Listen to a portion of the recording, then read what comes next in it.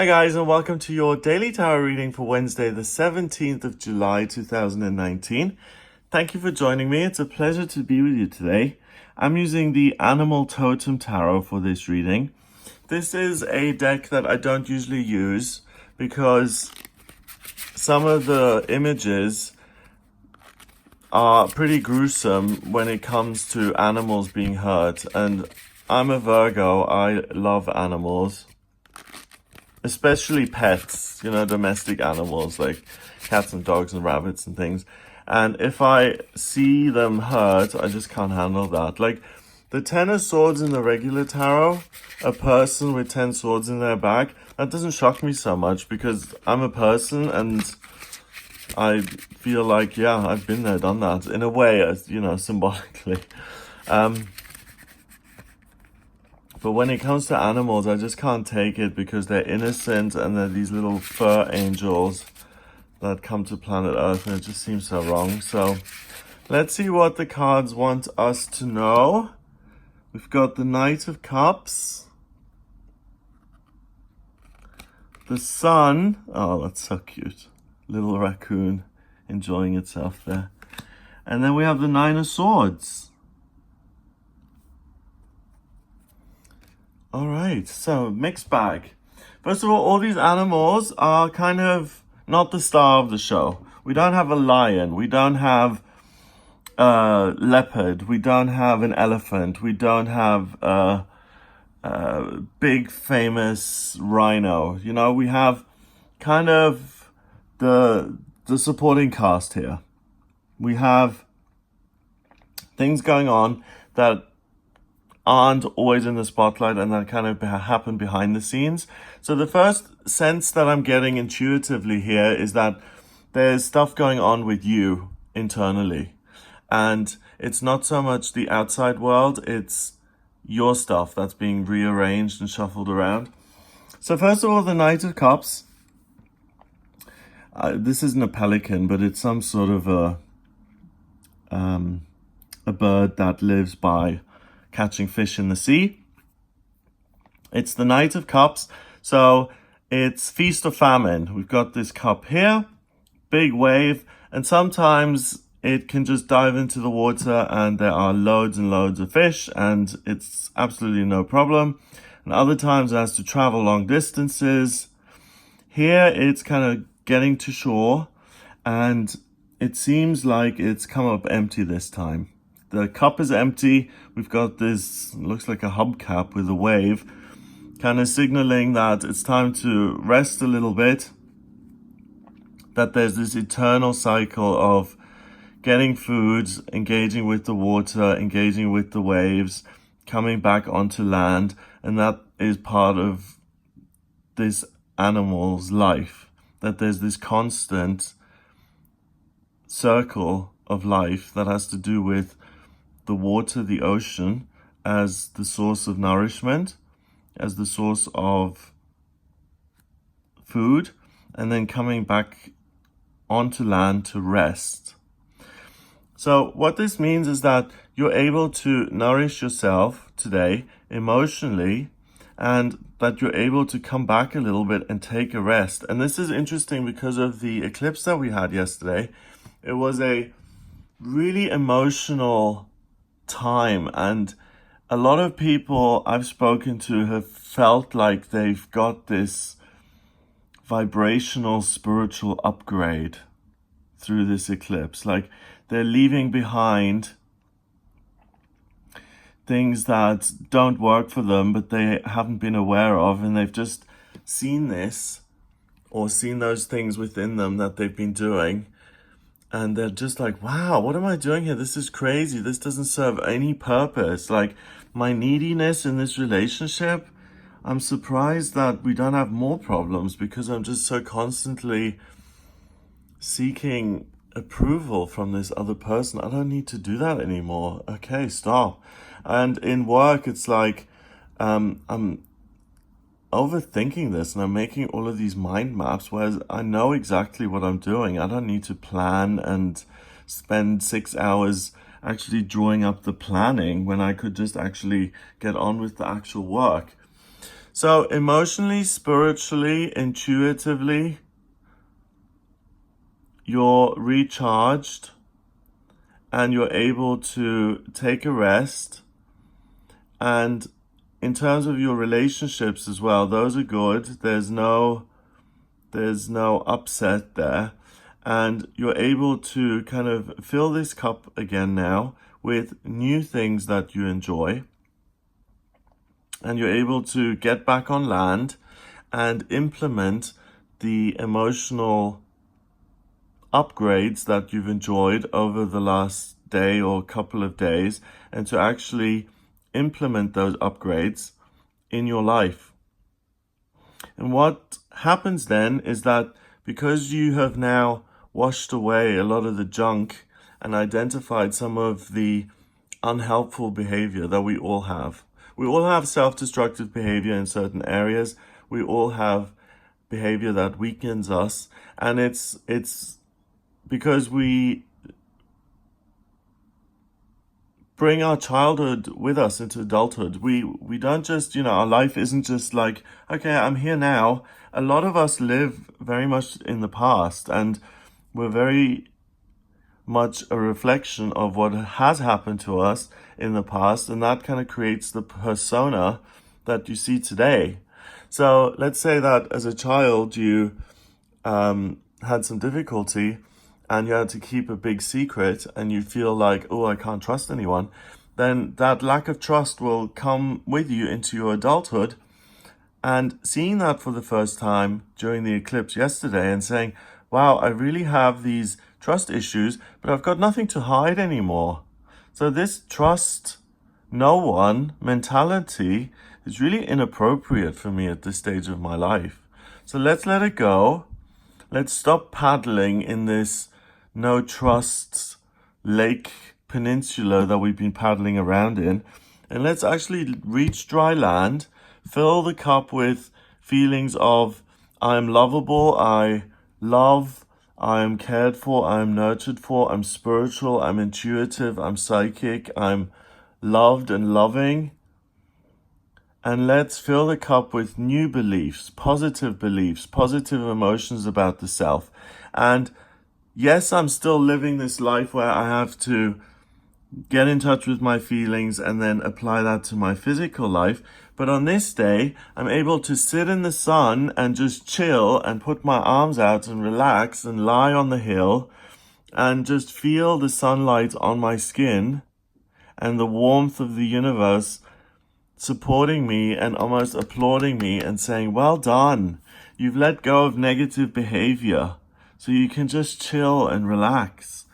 And then finally, the Nine of Swords is a really dark bird. It's interesting though, it doesn't look like a raven to me. It's got these patterned feathers here, but it represents a bird that kind of brings bad news. We've got 9 swords here hanging over this bed, and it represents worry, and it represents fear. So with magpies, they've got that rhyme that if you see one magpie, something good happens, and then if you see 2 magpies, something bad happens, and 3 magpies is a wedding, and 4 magpies is like, I don't know. There's this whole thing about these birds and having symbolic meaning. The symbolism of this bird is, like, if I can even use a Game of Thrones quote here, like dark wings, dark words. So negative feelings, negative emotions, negative thoughts, negative circumstances coming in. So the amazing thing is that you have let go of, you're right in the center of life, okay? And these supporting actors are really what is now so important, because you as the star, you're much more confident within yourself. You've let go of things. You're able to work smarter, not harder. You are much more in touch with yourself, your own feelings. But now even the things that are in the peripheral vision of who you are, like the things in your subconscious mind, I feel loved instead of I can't trust anybody. I'm able to walk in the sunlight of the spirit and the sunlight of planet Earth. And I realize deep down, I now am anchored in myself, and I realize that the world loves me, that there are infinite, wonderful opportunities coming my way, that I can enjoy the simple pleasures in life, such as lying on a sunny hill and enjoying the beautiful warm rays, or kissing my partner on the lips and just enjoying that feeling of being intimate with someone, having a lovely intimate moment. And that's what I feel in the background. And what happens as well is that the world is bringing me circumstances which are somewhat unsettling. So maybe the landlord contacts you, or maybe the bank contacts you and they've made an error. Remember, it's Mercury retrograde, so there can be communication issues, or there can be transportation issues. So, I missed the plane, so I'm going to be late for the wedding. What are people going to think of me if I arrive late?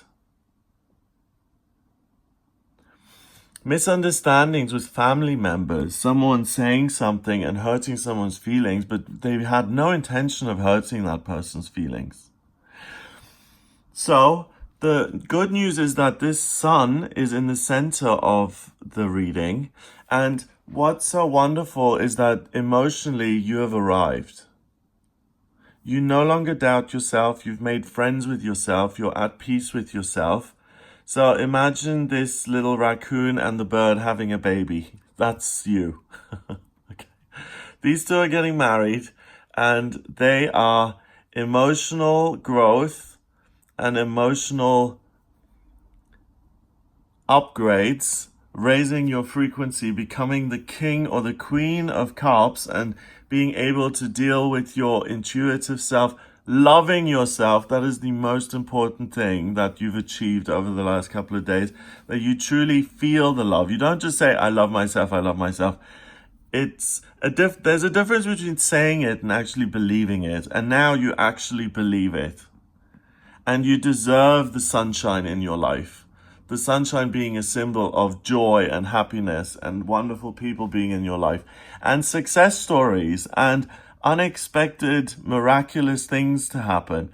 Marianne Williamson says that miracles happen all the time. They happen every day. And if they're not happening in your life, then something is going wrong. Because the universe wants wondrous, fabulous things for you.